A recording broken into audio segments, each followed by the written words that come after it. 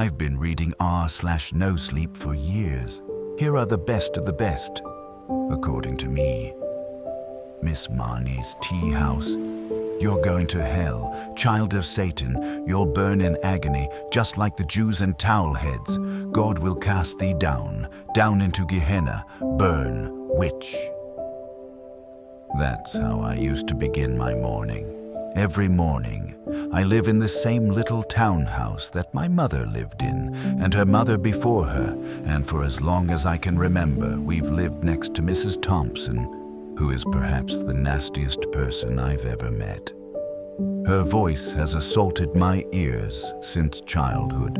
Either she was yelling at my mother or antagonizing me while I played outside. I don't know how she came to the conclusion that we're witches, but no matter how kind we were to her, her words were always the same.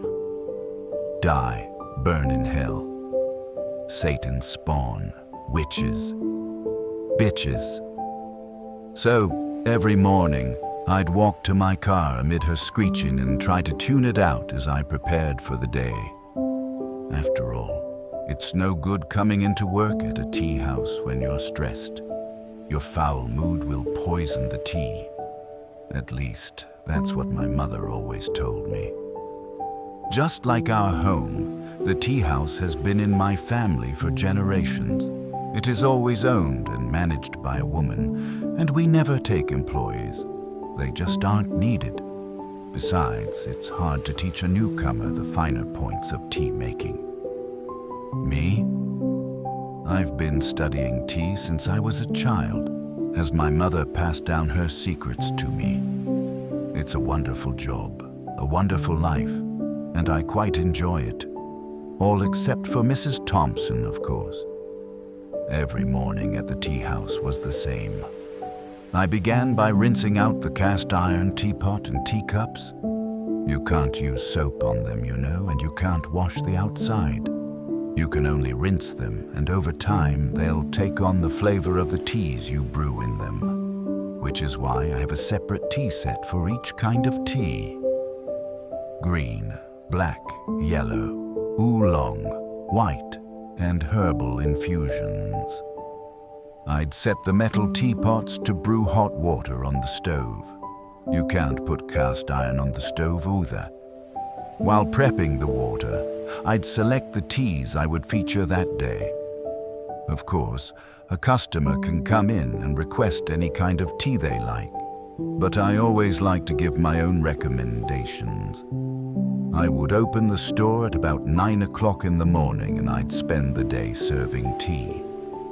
I had quite a few regular customers that enjoyed the healing properties of tea. People with stomach problems who liked the jade mint oolong. People with anxiety who preferred the chamomile blossom. People who simply enjoyed the traditional taste and brewing process of matcha. Well, one morning, someone new came into the tea house. Someone I never expected to see. Jamie Thompson, Mrs. Thompson's grandson, who spent most of his time caring for the aging crony, was standing at the front of my tea house, watching me serve mango black tea to a few elderly tourists looking for something sweet and strong. Miss Marni, I see your tea house is doing well, he began. I noticed the elderly women staring at him in open appreciation. He was quite handsome, even I must admit. But I ignored him and went back to the tea preparation. Tea takes all of your attention, all of your heart.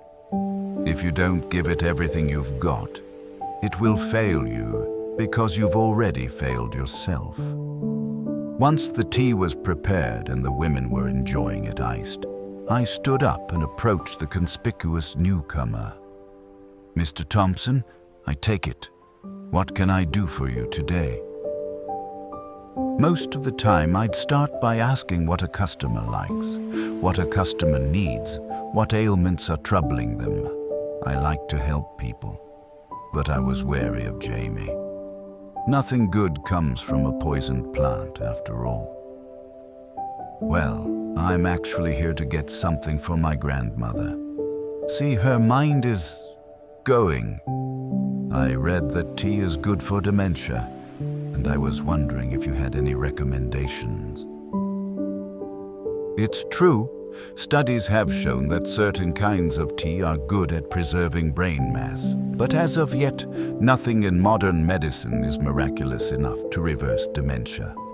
Still, nature works in funny ways. I went behind the front counter to examine my selection of green teas. You know, my grandmother, she probably wouldn't drink this if she knew you had prepared it. I grunted in assent, none too keen on continuing our conversation. Jamie didn't seem to notice my reticence, or perhaps he didn't care. But you know, I'm hoping that maybe this will help patch things up between you. I think she'd really like you if she got to know you. I've always found you fascinating. I selected some Gyokuro Imperial and turned to face him, appraising his expression. The light in his eyes told me that he was using his grandmother as a pretense to come see me. Oh. Ignoring his obvious interest, I prepared the tea leaves and rang up his purchase, explaining how they were best brewed and when to drink it for the best results. To his credit, he was very attentive, although he seemed more interested in my lips than the words coming out of them. Well, thank you for this. I'll give it to my grandmother and come back to tell you the results. You needn't bother, I retorted, anxious to get him out of my store. But he smiled in return, not a bit perturbed by my attitude. Oh, you can't get rid of me that easily, Miss Marni. I'll be back.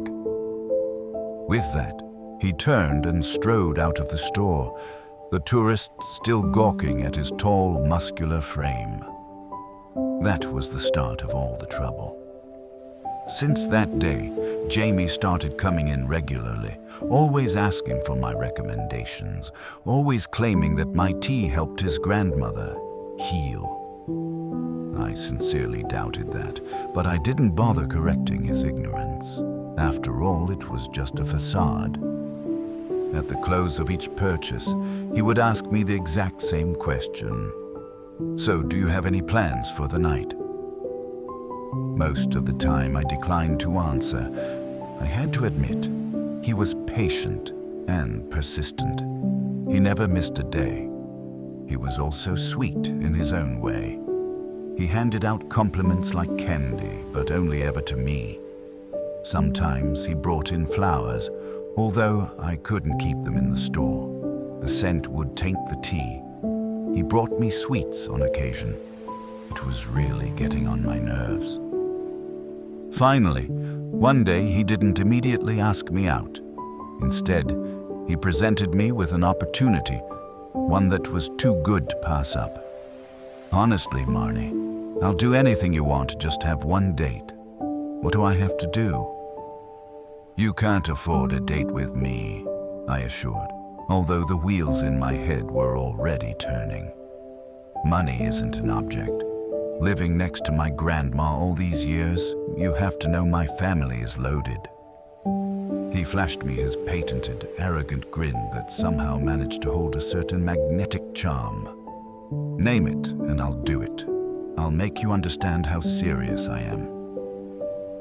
He seemed serious, and I thought maybe, just maybe, he could be the one I'd been searching for. And if he was, oh, I'd never dared dream.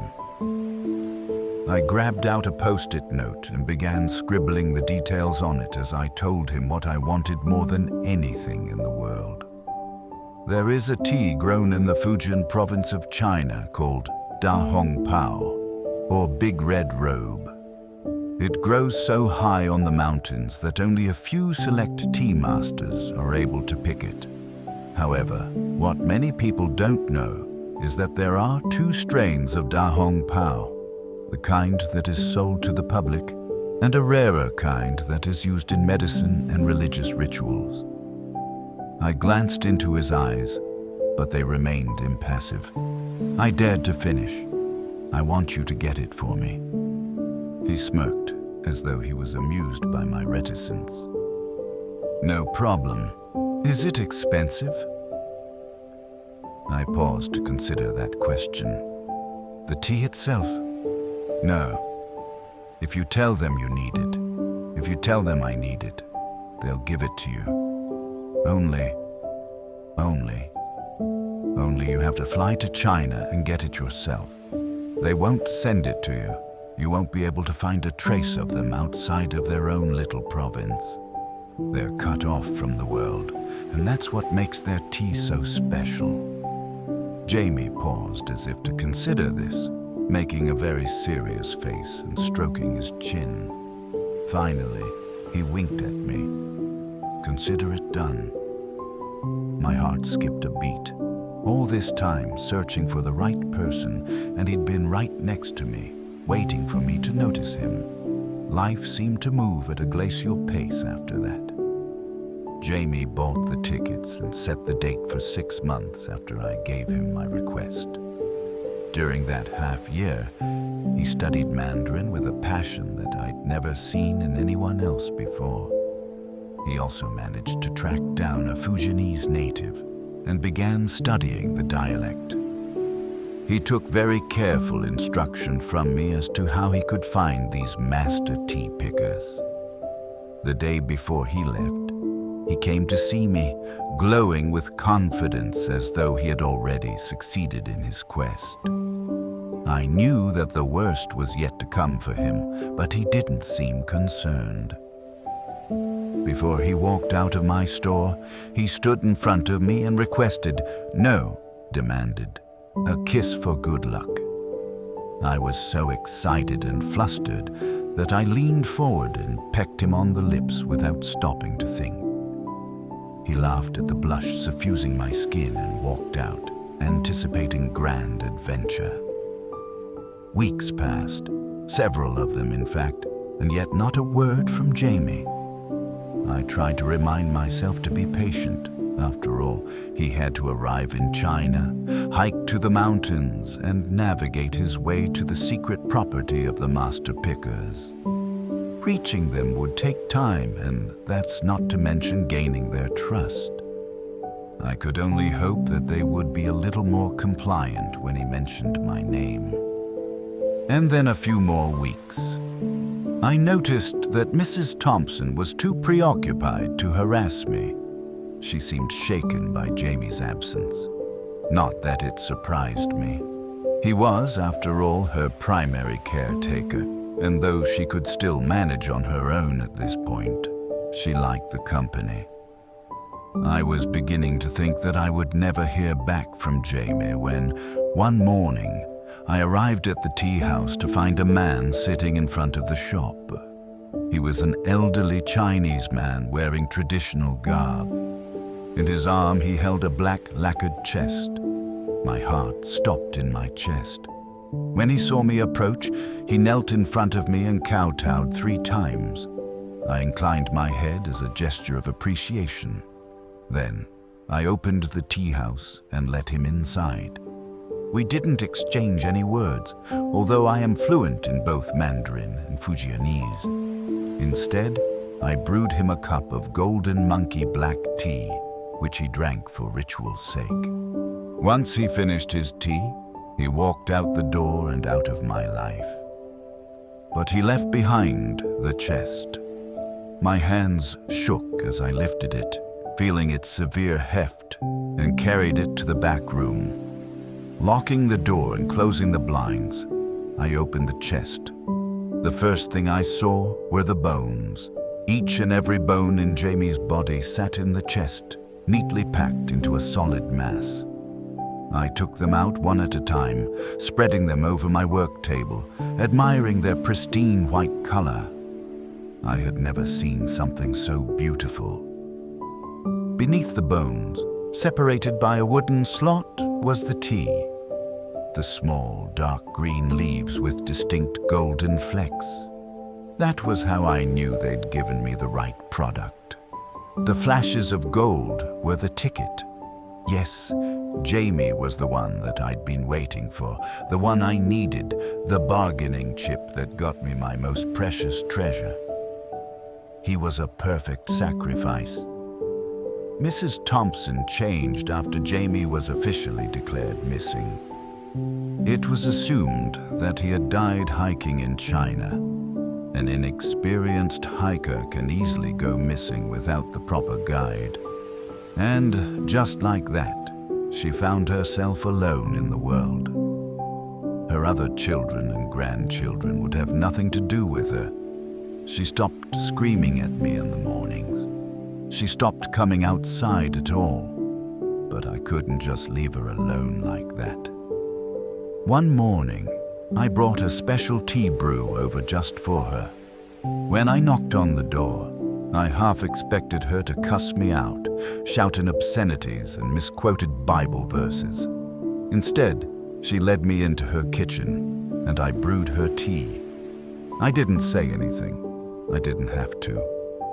After a few minutes, she spoke on her own about how Jamie had been so taken with me, sung my praises until she herself had begun to come around, about how much she had always loved him, how her whole life had revolved around him ever since he had been born. She began crying at one point. In fact, she kept crying until I set her tea in front of her. Almost absent-mindedly, she sipped the brew and gave me a surprised look. "This is good." I smiled at her. "It is, isn't it?" It only took a few days to get Mrs. Thompson to agree that I should be her new primary caretaker. Of course, she didn't need much care anymore, not after she began drinking my tea. After a few weeks, her forgetfulness, the signs of her dementia, they began to fade. She was as sharp as she'd always been. Of course, that was intentional. I do, after all, want her to live a nice, long life, full of memories of Jamie and the agony of never knowing what happened to him. It's amazing what a little tea and bone marrow can do to a person. As for me, well, I got what I wanted. I got the rare formula I need to give my tea healing powers. I got the sacrifice for those brews that require something darker. And without Mrs. Thompson's ranting and screaming, my mornings became much more peaceful. Which, honey, that doesn't even begin to cover what I'm capable of.